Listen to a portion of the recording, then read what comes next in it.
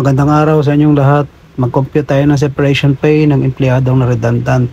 Maraming hindi alam ito. Sa mga magagaling na dyan, skip na lang ninyo yung video. Para makapag-compute tayo, kailangan tayo mag-assume ng facts. Para maka-example tayo, set A, 5 years in service.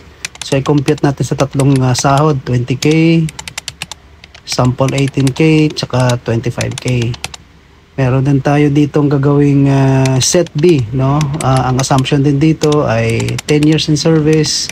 Ganon din, sampulan natin sa 20K per month na sahod, 18K per month, saka 20K per month. Ngayon, para sa formula ng ating redundancy, that's 1 month salary equivalent, no? Multiplied by the number of years of service. So doon sa mga example na gagawin natin dito, bale yan ay monthly salary times X number of service.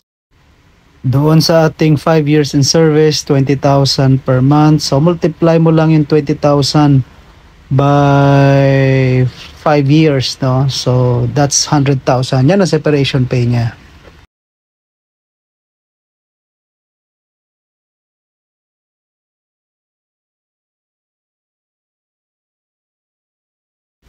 Alright, doon naman tayo sa 18,000 naman yung kanyang monthly. So, 18,000 monthly equivalent multiplied by 5 years in service.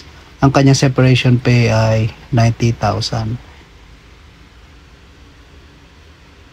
Ay naman natin yung may sahod na 25,000. So, 25,000 multiplied by tenure, 5 years in service. So, 125,000. Yan ang kanyang magiging separation pay. Punta naman tayo sa set B. Ang pinagkaiba nito, 10 years in service, so 20K. So, simple lang to, 20K multiplied by 10 years of service, that's 200,000. Yan ang kanyang separation pay. Okay, try naman natin dito yung 18,000 per month, 10 years in service. So, that's 180,000 na kanyang separation pay. And finally, i-try natin yung 25,000 equivalent monthly salary times 10 years in service. Yung kanyang separation pay ay 250,000 pesos. Alright, doon naman sa mga gusto ng online interaction, makapagtanong kayo sa akin ng questions sa mga labor-related issues ninyo. No, not necessarily yung sa topic na pag-uusapan dito, then you can post that during our discussion. Ang ating online discussion via Zoom, ito ay sa July 20 at 2 p.m. No? I-access niyo ang EBV Business Office na FB page. Mag-message kayo, i-chat nyo si Shane. Nandyan din sa FB page na yan yung nakapost nating joining form para makasali kayo sa ating online Zoom discussion na interactive sa July 20 at 2 p.m.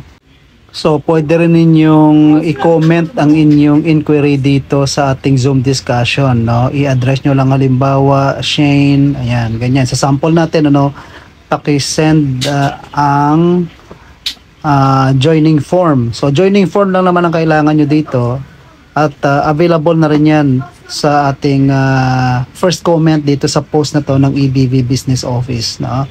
Ipasend ninyo tapos yung details kung paano yung payment ng joining form, which is very minimal na 150 pesos. No? Pwedeng GCash yan or online deposit. So see you guys sa ating online discussion.